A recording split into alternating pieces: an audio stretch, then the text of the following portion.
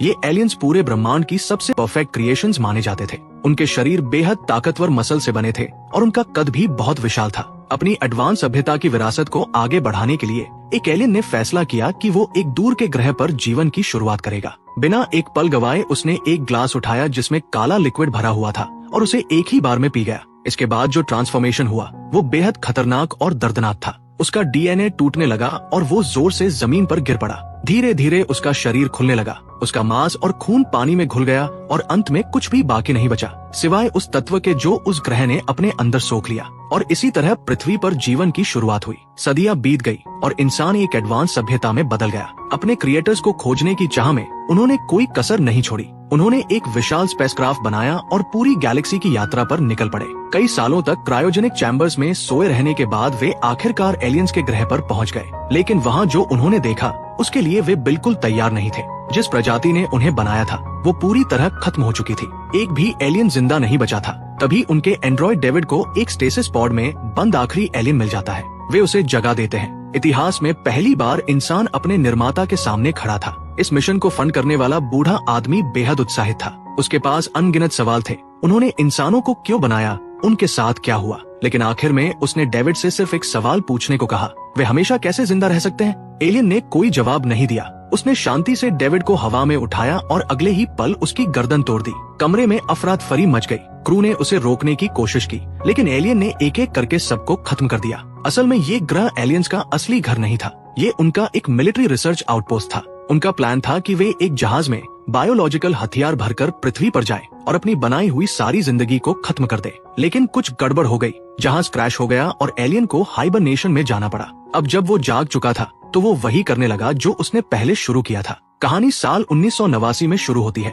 जहाँ एक गुफा में दो आर्कियोलॉजिस्ट एलिजाबेथ और उसका पति चार्ली कुछ प्राचीन चित्र खोजते हैं। एक चित्र में एक इंसान जैसा लेकिन उससे बड़ा जीव दिखाया गया है जो आसमान की तरफ इशारा कर रहा है, जहाँ 3 अलग अलग ग्रह दिखाई दे रहे हैं। ये देखकर एलिजाबेथ के अंदर कुछ जाग जाता है। उसे लगता है कि उसने वो चीज ढूंढ ली है जिसकी वो पूरी जिंदगी तलाश कर रही थी। फिर कहानी उसके बचपन में चली जाती है, जहाँ वो हमेशा सवाल पूछती थी, इंसानों को किसने बनाया, हम इस दुनिया में कैसे आए, लोग अलग अलग धर्म क्यों मानते हैं और अलग अलग भगवान पर विश्वास क्यों करते हैं। फिर कहानी सीधे साल 2193 में पहुंचती है, जहाँ एक विशाल स्पेसशिप प्रोमेथियस दिखाया जाता है। ये जहाज अपने मिशन पर निकल चुका है और इसमें कुल 17 क्रू मेंबर्स हैं, जिनमें एलिजाबेथ और चार्ली भी शामिल है। लेकिन एक और शख्स है जो इंसान जैसा दिखता है लेकिन असल में एक एआई रोबोट है, डेविड। उसे वेलन कॉर्पोरेशन ने बनाया है जो इस स्पेसशिप के पीछे की कंपनी है। इस कंपनी का सीईओ पीटर वेलन है जिसने इस मिशन को फंड किया क्योंकि वो एक ऐसी सच्चाई जानना चाहता था जिसे पहले कभी कोई नहीं जान पाया।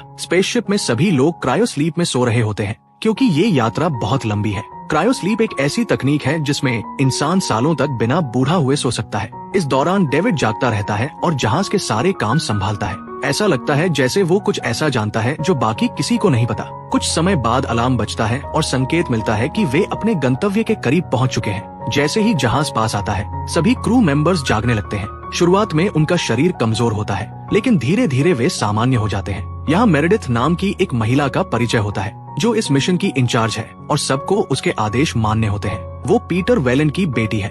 एलिजाबेथ और चार्ली वही वैज्ञानिक हैं जिन्होंने 1989 में वो गुफा की ड्राइंग्स खोजी थी। अब उनका सपना पूरा होने वाला है लेकिन आगे क्या होने वाला है इसके लिए कोई तैयार नहीं है। उन्होंने दुनिया के अलग अलग हिस्सों में एक जैसे चित्र पाए थे जिनमें वही रहस्यमय जीव आसमान की तरफ इशारा कर रहा था। ऐसा लगता था जैसे ये एलियंस इंसानों को अपने पास बुला रहे थे। अब वे एक दूर के ग्रह LV-223 पर पहुंच चुके हैं जहां से उन्हें अपने क्रिएटर्स के जवाब मिलने की उम्मीद है। जब स्पेसशिप इस ग्रह के वातावरण में प्रवेश करता है तो ऊपर से ये जगह बहुत सुंदर और शांत दिखाई देती है। लेकिन चार्ली कुछ अजीब नोटिस करता है, एक सीधी सड़क। अगर ये ग्रह प्राकृतिक होता तो ऐसी संरचना नहीं होती। इसके पास एक गुंबद जैसी संरचना भी है जो साफ दिखाती है कि इसे किसी ने बनाया है। यह देखकर क्रू उत्साहित हो जाता है और वे वहां लैंड करने का फैसला करते हैं। जैसे ही वे उतरते हैं वे एक वाहन से उस गुंबद की ओर बढ़ते हैं। जगह जितनी करीब आती है उतनी ही अजीब लगने लगती है। अंदर पहुंचकर वे स्कैनिंग शुरू करते हैं। चार्ली को हवा अलग लगती है। वो अपना हेलमेट उतारता है और पाता है कि हवा सांस लेने लायक है,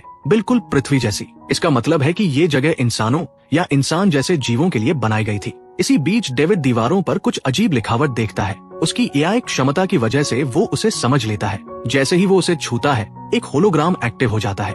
उसमें कुछ बड़े इंसान जैसे जीव भागते हुए दिखते हैं, जैसे कोई उनका पीछा कर रहा हो। एक पीछे रह जाता है और मर जाता है। ये देखकर क्रू डर जाता है। आगे बढ़ने पर उन्हें एक बिना सिर वाला शरीर मिलता है। स्कैन करने पर सिर दूसरी तरफ मिलता है। एलिजाबेथ मान लेती है कि यही इंसानों के क्रिएटर्स हैं, इंजीनियर्स। जांच में पता चलता है कि ये शरीर 2000 साल पुराना है, यानी उस समय यहाँ कुछ भयानक हुआ था जिसने इन्हें खत्म कर दिया। डेविड दीवारों पर लिखे संदेश को समझता है, इस दरवाजे को कभी मत खोलना, लेकिन मिशन पूरा करने के लिए दरवाजा खोलना जरूरी है। वो चुपचाप उसे खोल देता है। अंदर और भी डरावनी चीजें होती हैं। एक विशाल पत्थर का सिर और दीवारों पर बने म्यूरल्स जो तापमान बढ़ने पर बदलने लगते हैं। तभी कप्तान यानेक उन्हें चेतावनी देता है कि एक भयानक तूफान आ रहा है जिसमें सिलिकॉन कण है जो किसी भी चीज को पिघला सकते हैं, इवन उनके सूट को भी। एलिजाबेथ सबको बताती है कि उन्हें यहाँ और समय चाहिए, लेकिन मेरेडिथ साफ चेतावनी देती है कि अगर वे 15 मिनट के अंदर स्पेसशिप में वापस नहीं लौटे तो बाहर का दरवाजा लॉक कर दिया जाएगा। क्रू जल्दी से इंजीनियर का सिर उठाता है और वापस भागने लगता है। इसी बीच डेविड अपनी अलग ही चाल चल रहा होता है। वह चुपके से एक छोटा कैप्सूल उठा लेता है जिसमें काला चिपचिपा पदार्थ भरा होता है। जैसे ही सभी डोम से बाहर निकलते हैं, उन्हें एहसास होता है कि तूफान उनके बिल्कुल ऊपर आ चुका है। हवा इतनी तेज होती है कि छोटे छोटे पत्थर भी हवा में उड़ रहे होते हैं। बिना समय गवाए सभी अपने वाहनों में बैठते हैं और स्पेसशिप की ओर तेजी से बढ़ते हैं। किसी तरह वे समय रहते स्पेसशिप तक पहुंच जाते हैं, लेकिन अफरातफरी में एलिजाबेथ के हाथ से वो बैग गिर जाता है जिसमें इंजीनियर का सिर रखा होता है।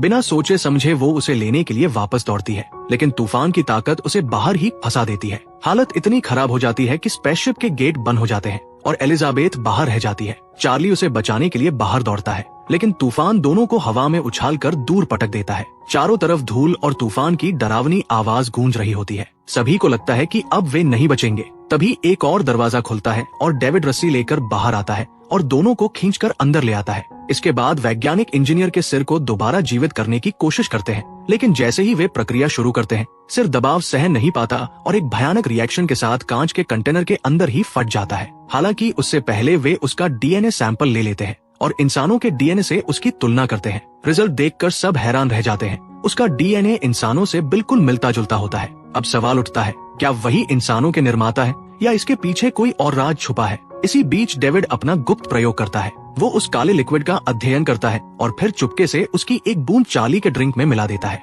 चार्ली बिना कुछ जाने उसे पी लेता है। उस रात चार्ली और एलिजाबेथ करीब आते हैं। यहाँ एक सच्चाई सामने आती है कि एलिजाबेथ कभी माँ नहीं बन सकती, लेकिन चार्ली को इससे कोई फर्क नहीं पड़ता। दोनों एक दूसरे से उतना ही प्यार करते हैं। अगली सुबह चार्ली को कुछ अजीब महसूस होता है। उसकी आंखें लाल होने लगती है और उसके शरीर में बदलाव शुरू हो जाता है, लेकिन वह ध्यान नहीं देता और बाकी लोगों के साथ फिर से डोम में जाने की तैयारी करता है। जब वे वहाँ पहुँचते हैं तो पता चलता है कि फिफील्ड और मिलबर्न गायब है। तभी चार्ली की हालत अचानक बिगड़ने लगती है। एलिजाबेथ तुरंत फैसला करती है कि उन्हें वापस लौटना चाहिए। जब वे स्पेसशिप के पास पहुँचते हैं तो उन्हें एक डरावना दृश्य दिखाई देता है। फिफील्ड और मिलबर्न की लाशें वहीं पड़ी होती है। जैसे ही वे एक को पलटते हैं, उसके मुंह के अंदर एक अजीब जीव छुपा हुआ दिखाई देता है। जैसे ही वे करीब जाते हैं, वो छोटा सा जीव बाहर कूदकर भाग जाता है। दूसरी तरफ डेविड डोम के अंदर एक नया सेक्शन खोज लेता है जहाँ कई पॉड्स रखे होते हैं। आगे बढ़ने पर उसे एक कंट्रोल रूम मिलता है जहाँ से पूरे सिस्टम को ऑपरेट किया जा सकता है। वो उसे एक्टिवेट कर देता है,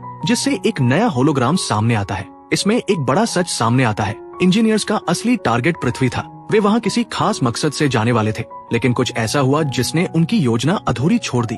डेविड आगे बढ़कर एक स्लीपिंग चैम्बर ढूंढता है जहाँ एक इंजीनियर अभी भी जिंदा होता है और गहरी नींद में होता है। उधर स्पेसशिप में सब डरे हुए होते हैं। चार्ली की हालत तेजी से बिगड़ रही होती है। जब वे वापस आते हैं, मेरेडिथ उन्हें अंदर आने से रोक देती है क्योंकि उसे शक होता है कि चार्ली किसी खतरनाक वायरस से संक्रमित है। धीरे धीरे चार्ली का शरीर काला पड़ने लगता है और वह बदलने लगता है। उसे एहसास हो जाता है कि वो खुद पर कंट्रोल खो रहा है। वो खुद आगे बढ़कर कहता है कि उसे तुरंत जला दिया जाए, इससे पहले कि वह दूसरों के लिए खतरा बन जाए। मेरेडिथ बिना हिचकिचाए उसे आग लगा देती है और चार्ली जिंदा जल जाता है। एलिजाबेथ को आइसोलेशन में रखा जाता है। डेविड उसे बताता है कि उसके शरीर में कोई वायरस नहीं मिला, लेकिन वह प्रेग्नेंट है और भ्रूण पहले से ही 3 महीने का है। ये सुनकर एलिजाबेथ हैरान रह जाती है क्योंकि वो कभी माँ नहीं बन सकती और चार्ली के साथ उसे सिर्फ 10 घंटे ही हुए थे। जल्द ही उसे अपने पेट में तेज दर्द महसूस होता है, जैसे अंदर कुछ तेजी से बढ़ रहा हो। वो कुछ करने की कोशिश करती है, लेकिन डेविड उसे इंजेक्शन देकर बेहोश कर देता है। कुछ समय बाद 2 डॉक्टर उसकी जांच करने आते हैं,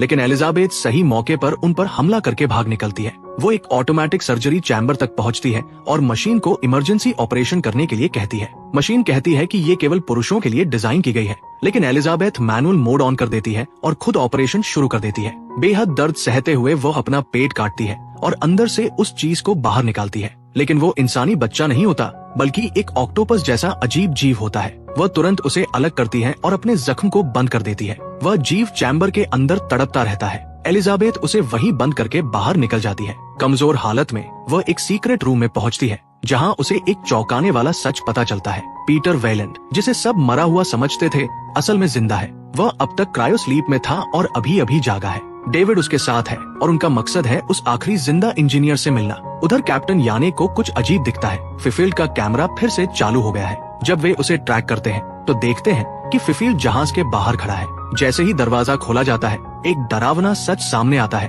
वो अब इंसान नहीं रहा बल्कि एक खतरनाक राक्षस बन चुका है। वो अचानक हमला कर देता है और सब पर टूट पड़ता है। काफी संघर्ष के बाद यानेक उसे जला देता है। इससे साफ हो जाता है कि वही जीव जो एलिजाबेथ के अंदर था, उसने फिफील्ड को भी संक्रमित कर दिया था। इधर वेलेंड, डेविड और उनकी टीम इंजीनियर से मिलने की तैयारी करते हैं। एलिजाबेथ भी कमजोर हालत में उनके पीछे डोम में पहुंच जाती है। कैप्टन यानेक अब यहाँ से निकलना चाहता है, लेकिन एलिजाबेथ उसे समझाती है कि उन्हें अभी जवाब नहीं मिले हैं। वे सभी उस चैम्बर में पहुंचते हैं जहां इंजीनियर सो रहा होता है। एलिजाबेथ नोटिस करती है कि वहां रखी चीजें असल में हथियार है। डेविड इंजीनियर को जगाता है। वो धीरे धीरे आंखें खोलता है। शुरुआत में वो शांत लगता है। वेलेंड आगे बढ़कर उससे बात करता है और कहता है कि वह एक साधारण इंसान नहीं है। उसने डेविड जैसा उन्नत जीव बनाया है और अब वो अमरता का राज जानना चाहता है। लेकिन जैसे ही इंजीनियर उसकी बात समझता है, वो गुस्से में आ जाता है। वह तुरंत डेविड का सिर तोड़ देता है और वेलेंड को मार देता है। फिर वह बाकी सभी को भी मारने लगता है। एलिजाबेथ किसी तरह बचकर भाग जाती है।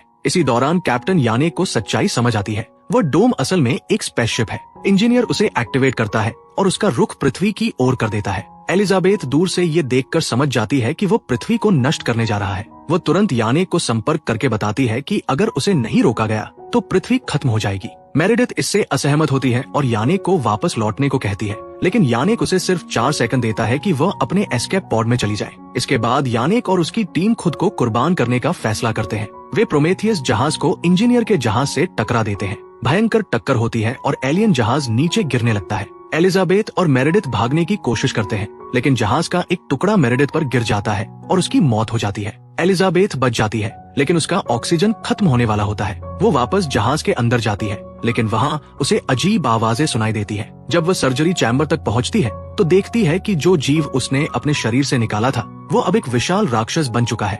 पास में डेविड का टूटा हुआ शरीर होता है, लेकिन वह अभी भी बात कर सकता है। वह एलिजाबेथ को बताता है कि इंजीनियर अभी जिंदा है और उसकी तरफ आ रहा है। अचानक इंजीनियर हमला करता है, लेकिन एलिजाबेथ एक दरवाजा खोल देती है और वो विशाल एलियन बाहर आकर इंजीनियर पर हमला कर देता है। वो उसे पकड़ लेता है और उसके शरीर में कुछ डाल देता है, जिससे उसकी मौत हो जाती है। अब एलिजाबेथ इस अनजान ग्रह पर पूरी तरह अकेली रह जाती है।